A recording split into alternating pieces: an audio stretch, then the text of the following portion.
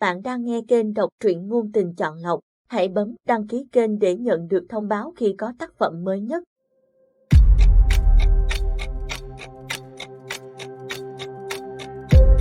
Chuyện ngắn, nắng lặc trên phố Xuân, An chỉ kịp xỏ chân vào một chiếc giày còn chiếc kia thì cầm trên tay. Cô lao như bay xuống dốc, miệng gào lên, đợi tôi với. Chiếc xe mất hút sau khúc cua, chỉ còn làn khói trắng vương vất trong đám sương rồi tan hẳn. Cô thở dốc, hì hục leo lên, quay lại khách sạn. Chuyến xe cuối cùng trong ngày rồi cô à, cô phải chờ đến sáng mai thôi. Lễ tân khách sạn nhìn cô ái ngại khi đưa trả lại cô chiếc chìa khóa phòng. An giữ lại một lúc rồi dứt khoát lắc đầu, không được, tôi phải về. Mai là ngày cưới của tôi. An quay lại con dốc, cô hy vọng có chuyến xe nào đi qua đây, cô sẽ bắt xe về thành phố. Cái lạnh trên vùng núi cao này khiến cô gần như không chịu nổi. Phước gọi điện cho cô, em sắp về tới chưa? Em có một chút trục trặc về xe cộ, nhưng em có thể xử lý được, không có chuyện gì nghiêm trọng chứ. Giọng Phước sốt sáng trong máy, nhưng thái độ đó làm lòng An ấm lại, dẫu biết đang làm anh lo lắng, không có gì nghiêm trọng, chỉ là lỡ chuyến xe thôi, em về muộn hơn một chút.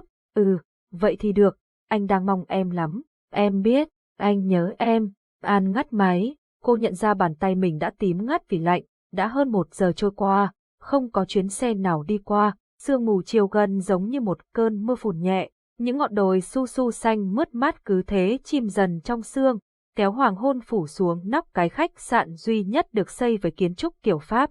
Mình làm gì thế này? Mai là đám cưới của mình. Tại sao mình lại kẹt ở đây được chứ? An rền rĩ trong tuyệt vọng. Từ trong khách sạn, một người đàn ông khoác ba lô đi ra.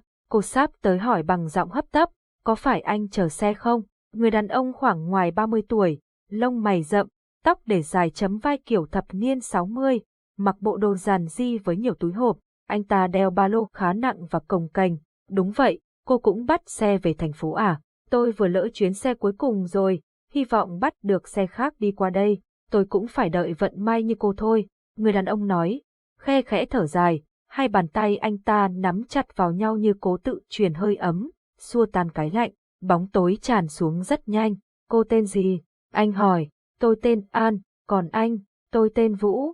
Vũ, tôi có ý này. Chúng ta có thể về thành phố bằng xe máy. Cô nói, chúng ta có thể kiếm nó ở đâu thưa tiểu thư? Vũ chế giễu một cách thân thiện, vẫy một chiếc xe của dân bản địa và mua nó. Anh không thấy từ nãy giờ có mấy chiếc xe gắn máy của người dân tộc bản địa chạy qua đây sao? Vậy thử xem.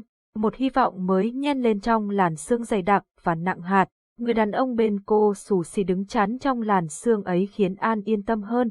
Thấy bóng đèn pha và tiếng xe vọng tới, An lập tức chạy ra vẫy. Chủ xe là một người đàn ông người dân tộc thiểu số. Anh ta đồng ý bán chiếc xe gắn máy cũ kỹ với giá 2 triệu đồng. Vũ đề nghị chia đôi số tiền xe. Cô lên đi, ôm chặt nhé, chúng ta phải xuống dốc suốt 50 km đấy. Sẽ khá lạnh, Vũ nhắc cô. Tôi biết rồi. Chiếc xe từ từ lăn bánh xuống dốc, mang theo hai người xa lạ đang phải áp sát vào nhau để chiến đấu với cái lạnh khắc nghiệt của miền núi. 50 cây số không phải là quá xa, chỉ khoảng 8 giờ tối là An có mặt tại thành phố. Sáng ngày mai, cô sẽ là cô dâu xinh đẹp của Phước. Cô có lạnh không? Vũ hỏi. Tôi lạnh cóng tay rồi. An trả lời anh bằng giọng run lập cập. Vũ rời một tay giang cầm lái. Cô nắm lấy cả hai bàn tay lạnh cóng của An đang ôm ngang người anh. Bàn tay anh to bản, thô ráp, có thể che hết hai bàn tay bé nhỏ của An, nhưng vẫn không đủ ấm. Đi được một lúc, Vũ nói, An này, có vẻ như chúng ta bị mất phanh rồi. Cô phải bình tĩnh nhé. Giờ cô phải nhảy xuống. Gì cơ? An hỏi lại, không tin vào những gì cô vừa nghe. Làm sao Vũ lại có thể nói về chuyện mất phanh với giọng điệu như không có gì như vậy được? Mất phanh, cô phải nhảy. Lần này thì anh hét lên, nhưng ngay lúc ấy, ánh đèn pha của chiếc xe đi ngược chiều quét thẳng vào mặt hai người khiến tay lái của Vũ lạng sang phải rồi lao ầm xuống vực. An thấy thân mình đập vào đá, vào những cành cây trong loang loáng ánh đèn của chiếc xe máy lộn nhào trên khoảng không, bắn ra xa rồi tắt lịm dưới vực sâu. Cô thấy đau nhói ở đâu đó, rồi thấy mình đang mặc váy cưới màu trắng, tung những bông hoa lên cao, mọi thứ đều biến mất. An, cô dậy đi. An, nghe thấy tiếng gọi, An chồm dậy, nhưng một cơn đau rút từ chân lên tận tim khiến cô phải nằm xuống. Vũ ở ngay sát bên cô, trán anh toạc một vết dài đã đọng máu khô đen xì. Cô tỉnh lại rồi, cảm ơn trời đất. An thấy đầu óc chánh choáng như người say, cô nhắm mắt lại, môi khô khốc. Chúng ta chưa chết sao? Tôi đang ở đâu? May là chúng ta chưa chết, chúng ta ở đáy vực. Chân cô có lẽ bị rạn xương nên cô đừng cố đứng lên. Điện thoại của tôi đâu? Gọi người đến giúp mau. Điện thoại của cô vỡ tan rồi, ở đây cũng không có sóng. Chúng ta cũng không thể leo lên trên kia được. Vũ, tôi phải lên trên kia, sáng mai là đám cưới của tôi rồi, anh phải đưa tôi lên. An, thật ra thì, cô đã hôn mê 2 ngày đêm rồi, cô đã bỏ lỡ đám cưới rồi. Vũ chưa dứt lời, An đã chồm lên túm lấy cổ áo anh ta mà gào.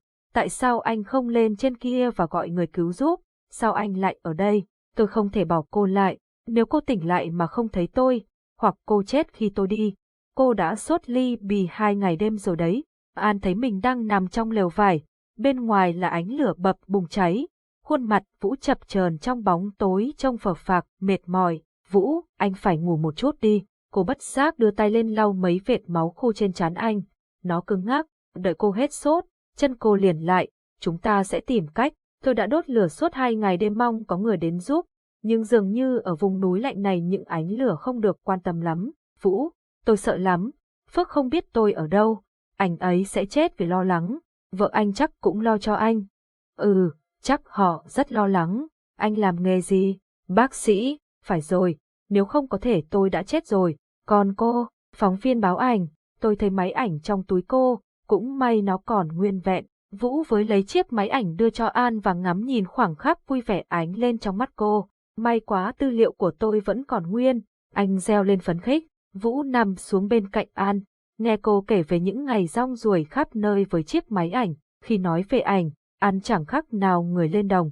Ánh mắt cô lấp lánh, thỉnh thoảng đôi môi nhợt nhạt lại mím lại một nụ cười như đóa hoa ngậm sương sớm. An này, liệu cô có yêu nghề hơn yêu anh ấy không? Vũ hỏi. An nhận ra sự nhạy cảm trong câu hỏi của Vũ. Chuyện như vậy, chỉ mình cô biết, nhưng cô chưa từng thừa nhận với bản thân mình.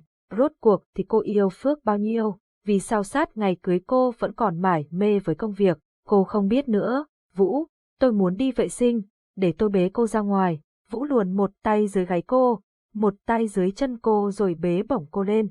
Thật ra cô rất nhẹ, nếu không mấy ngày qua tôi không thể bế cô hay thay đồ khi cô bĩnh ra quần được. Vũ nói khi mang cô ra ngoài và cẩn thận cởi quần cho cô. An dùng mình xấu hổ, cô giấu mặt vào ngực anh. Mùi hương rừng trong đêm làm cô chánh choáng.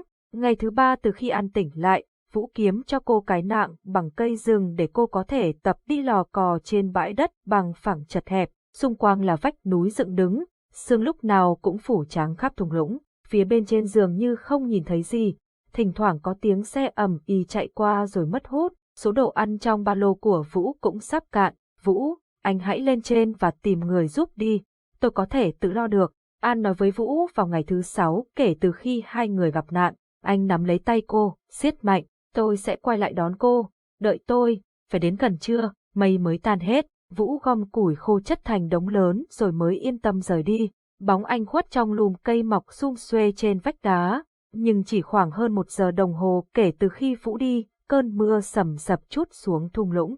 An có cảm giác như từ phía trên kia, bầu trời như sắp sập xuống. Cô chui vào lều nhưng cũng chẳng được bao lâu. Lửa tắt, lều cũng ướt sũng. Cả người cô dầm trong làn mưa. Trước khi biết mình sẽ chết vì lạnh, An còn rên lên. Vũ ơi, cứu tôi. Lần thứ 2, An tỉnh lại trong bệnh viện. Bên cạnh cô là Phước. An, anh tưởng đã mất em rồi. Phước di ngón tay lên đôi môi khô nẻ của cô. Ánh nhìn ra diết, cháy bỏng. Người đi cùng em, anh ấy có sao không? An vừa hỏi đã thấy Vũ bước vào. Anh mặc chiếc áo bệnh nhân, tay chống mạng, chân đi tập tễnh. An nhào khỏi giường, lao về phía anh. Vũ, sao lại bị thương? Cô tỉnh lại là tôi mừng rồi. Tôi bị ngã trên vách núi. Cũng may là vẫn có thể bò lên tới nơi đúng lúc cơn mưa ập tới. Tôi chỉ lo cô bị vùi dưới chân núi. An cảm thấy ánh mắt anh nhìn cô như muốn nói điều gì đó. Ánh mắt làm tim cô thắt lại. Giờ tôi phải quay về phòng đây. Cô giữ sức khỏe nhé. Vũ đưa mắt nhìn về phía Phước, gật đầu rồi quay bước, nhìn Vũ từ phía sau. Tấm lưng anh rộng lớn nhưng đầy cô đơn. Vũ đã nói dối cô. Khi ở lại một mình An đã xem những bức ảnh trong điện thoại của Vũ cùng với những tin nhắn của bạn bè. Vợ của Vũ mất vì bệnh ung thư đã 3 năm về trước. Ngày hôm ấy anh cố về để làm đám giỗ 3 năm cho vợ nên mới cùng cô gặp nạn. Vũ, tôi ước gì có thể. An muốn gào lên hoặc chạy theo anh, giang đôi tay nhỏ mà ôm ngang lưng anh từ phía sau, như khi cô và anh ngồi trên chiếc xe định mệnh hôm nào. Cảm giác đó rất thật, rất đẹp và dịu êm.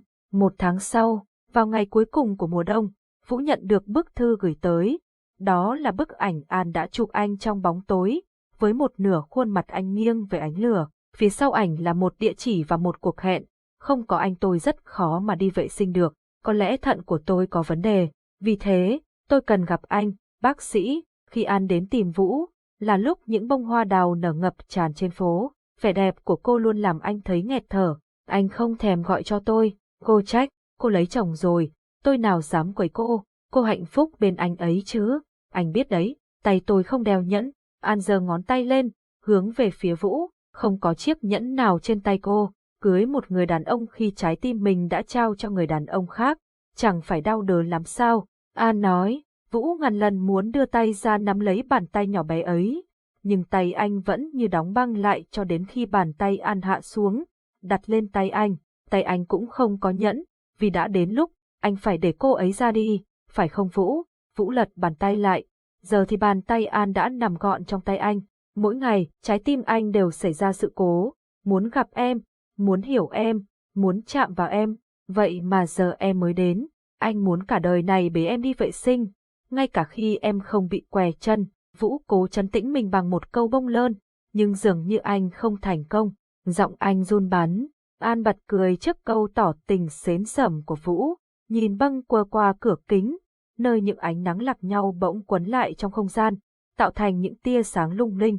Thứ ánh sáng ấy dường như đang tràn ra trong ánh mắt của An, của Vũ.